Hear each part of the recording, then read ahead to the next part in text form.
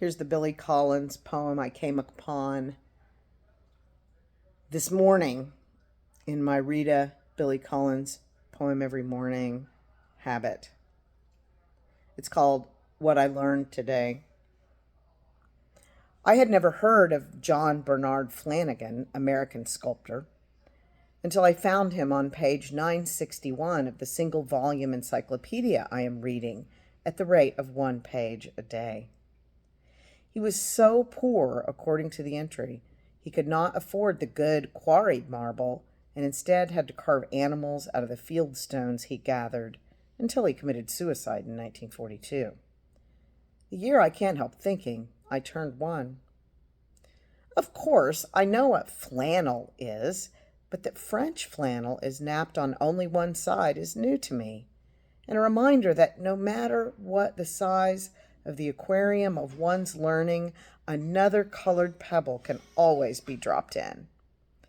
Tonight a fog blows by the windows and a mist falls through the porch lights as my index finger descends from flat-coated retriever to flatfish, those sideways creatures, turbot, plaice, flounder, sole, all swimming through the dark with close-set eyes, toothless, twisted mouths, and a preference for warm, shallow water.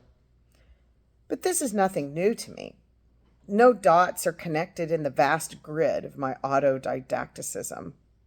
No branch is pruned in the forest of my ignorance, which is why I am stepping over the Flathead River of Canada and Montana's Flathead Lake and coming over to rest on the Flathead Indians, who never actually practiced head flattening, I'm disappointed to learn, but got their name from neighboring tribes who shaped the front of their own heads to achieve a pointed appearance, which is how I hope to look when the entire contents of this book press against the inside of my high forehead.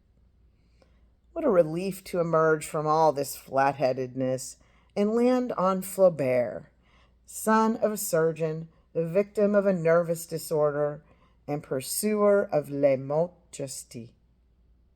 Yet the entry for the supreme master of the realistic novel is no taller than a filtered cigarette, and hardly half the size of the piscatory word puff that envelops the subject of Flatfish. Posterity is indeed a cruel and savagely attired mistress, but my own slow, sentimental education must continue with the revelation that while there were 3 emperors and a Catholic patriarch, all named Flavian, there is only one Dan Flavin, another sculptor who works, the bottom of the narrow column tells me, in the medium of fluorescent lights, luminous tubes strangely configured. The hour is late as I mark my place with a playing card and close the book on my lap. A cool vapor flows over the windowsills. Appalachia is behind me. Napoleon lies ahead.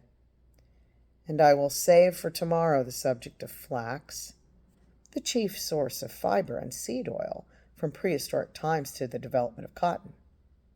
It is time to float on the waters of the night. Time to wrap my arms around this book and press it to my chest, life preserver in a sea of unremarkable men and women, anonymous faces on the street, 100,000 unalphabetized things, 1,000,000 forgotten hours.